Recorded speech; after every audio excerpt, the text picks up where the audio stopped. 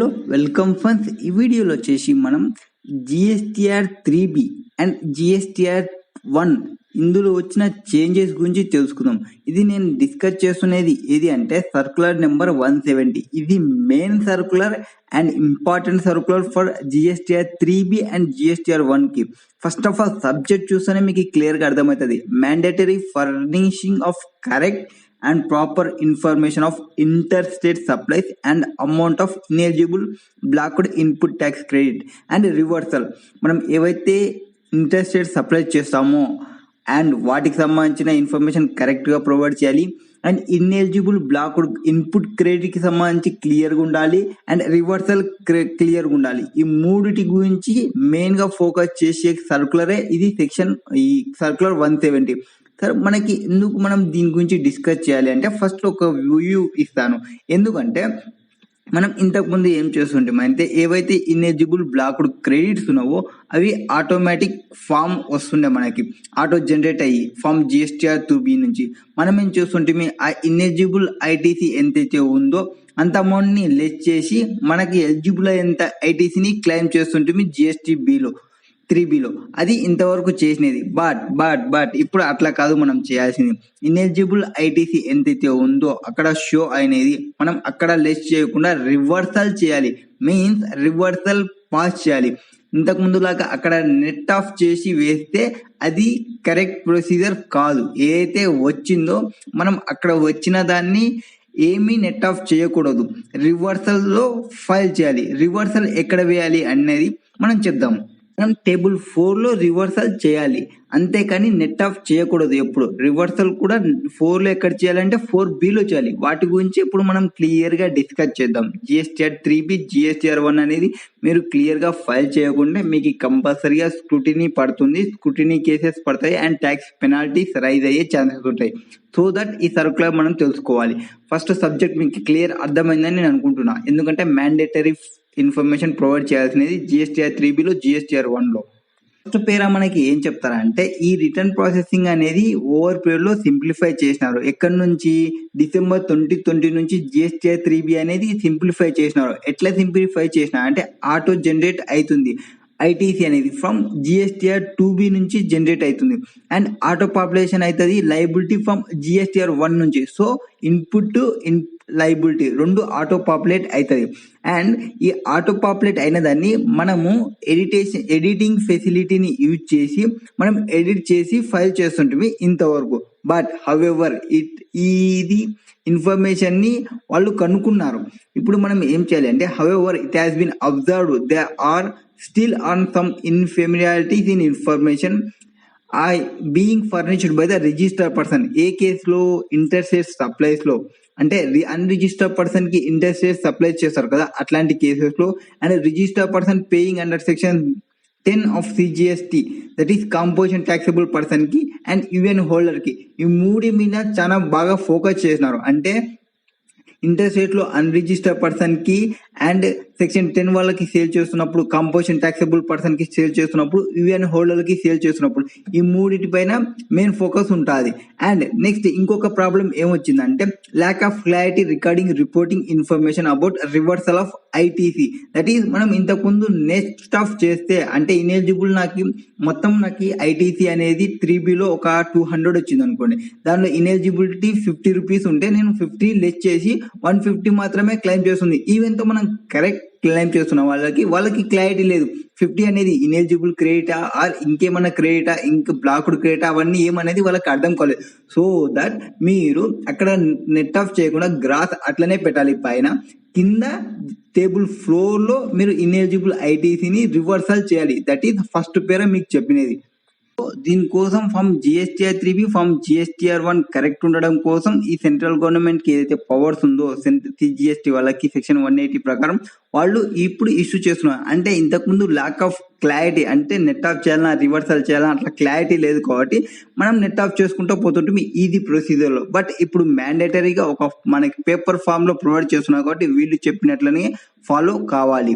First of all furnishing of information regarding interstate supplies made to unregistered person, composite taxable person and UN holders వాళ్ళకి సంబంధించిన details ని provide చేయాల్సి ఉంటుంది. Government ఏం చూపించిందంటే register person not reporting the correct details of interstate supplies.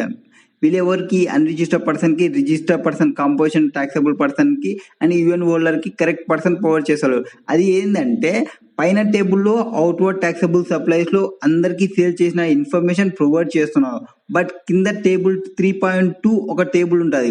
ఆ details ని provide చేసేది ఎవరెవరికి సేల్ చేసినాం అనేది సపరేట్ గా వీళ్ళ ముగ్గురు కోసమే ఉంటుంది. ఎవరి కోసం? యూఎన్ హోల్డర్ కోసం కానీ కాంపోజిషన్ ట్యాక్స్ పేయర్ కి ఏమైనా ఉందా ఆర్ ఇంకొకరు ఎవరు వాళ్ళకి సంబంధించి ఉందా అని ఈ మూడిటి గురించి అడిగే టేబుల్ ఉంటుంది కదా, ఆ టేబుల్ ని ఫిల్ చేస్తలేరు. దానికోసమే వాళ్ళు ఇప్పుడు కంపల్సరీ మ్యాండేటరీగా ఆ టేబుల్ ని ఫిల్ చేయాలని చెప్తున్నారు. సో మనం కరెక్ట్ గానే ఫైల్ చేస్తున్నాము. 3Bలో చూపిస్తున్నావు, బట్ పైన ఒకటే చూపిస్తున్నావు 3.1లో, 3.2లో చూపించడం లేదు. దీనికోసం ఇప్పుడు ఏం చెప్తున్నా అంటే GSTR 3B ఫైల్ చేసేటప్పుడు POS that is place of supply wise గా మనం ఇన్ఫర్మేషన్ ప్రొవైడ్ చేయాలి. POS ప్లేస్ ఆఫ్ సప్లై ని మనం ఎట్లా డిజైన్ చేస్తాము అంటే బేస్డ్ ఆన్ సర్వీస్ ఒకటి ఉంటుంది, బేస్డ్ ఆన్ గూడ్స్ ఉంటుంది. దట్ ఈస్ సెక్షన్ 10, 11, 12, 13 ఈ మూడు POS గురించే డిస్కస్ చేస్తుంది. మీకు ఆ సెక్షన్ గురించి తెలిస్తే ప్లేస్ ఆఫ్ సప్లై ఏది అనేది మనకి క్లియర్ గా తెలుస్తుంది. ఇప్పుడు ప్లేస్ ఆఫ్ సప్లై క్లియర్ గా ఉండాలి అనేది వీళ్ళ పాయింట్. సో ఈవెన్ ఆ పర్సన్ అన్రిజిస్టర్డ్ పర్సన్ అయినప్పటికీ ఆ పర్సన్ కి సంబంధించి ప్లేస్ ఆఫ్ సప్లై వైజ్ గా ప్రొవైడ్ చేయాలి ఇన్ టేబుల్ 3.2లో ఫ్రమ్ GSTR 3Bలో and table 7B and table 5 or table 9, 10లో వచ్చేసి ఫ్రమ్ GSTR 1లో ప్రొవైడ్ చేయాల్సిన ఇన్ఫర్మేషన్ అనమాట. GSTR 1లో ఎక్కడ ప్రొవైడ్ చేయాలి, GSTR 3Bలో ఎక్కడ ప్రొవైడ్ చేయాలి అనేది చెప్తున్నారు. In case of composition taxable person, composite taxable person అయితే ప్లేస్ ఆఫ్ సప్లై వైజ్ గా ఇన్ టేబుల్ 3.2లో 3Bకి సంబంధించి ప్రొవైడ్ చేయాలి. GSTR 1లో ఎక్కడ ప్రొవైడ్ చేయాలి, table 4A or 4C or 9 of from GSTR 1లో ప్రొవైడ్ చేయాలి. ఏం ప్రొవైడ్ చేయాలి అంటే ప్లేస్ ఆఫ్ సప్లై వైజ్ గా ఇన్ఫర్మేషన్ ని ప్రొవైడ్ చేయాలి. And shall update their customer database properly with correct state name and ensure correct POS place of supply అనేది correct ఉండాలి. ప్లేస్ ఆఫ్ సప్లై పైన మెయిన్ ఫోకస్ ఉంది. Place of supply మీద ఎందుకు focus చేస్తున్నా అంటే GST అనేది ఒక consumption based, destination based tax system. అంటే ఎవరైతే కన్జ్యూమ్ చేస్తున్నారో ఆ స్టేట్ కి మాత్రమే పోతుంది. మ్యానుఫ్యాక్చరింగ్ వాళ్ళకి పోదు, రీటైల్ వాళ్ళకి పోదు, కన్జంప్షన్ చేస్తున్న వాళ్ళకే పోతుంది.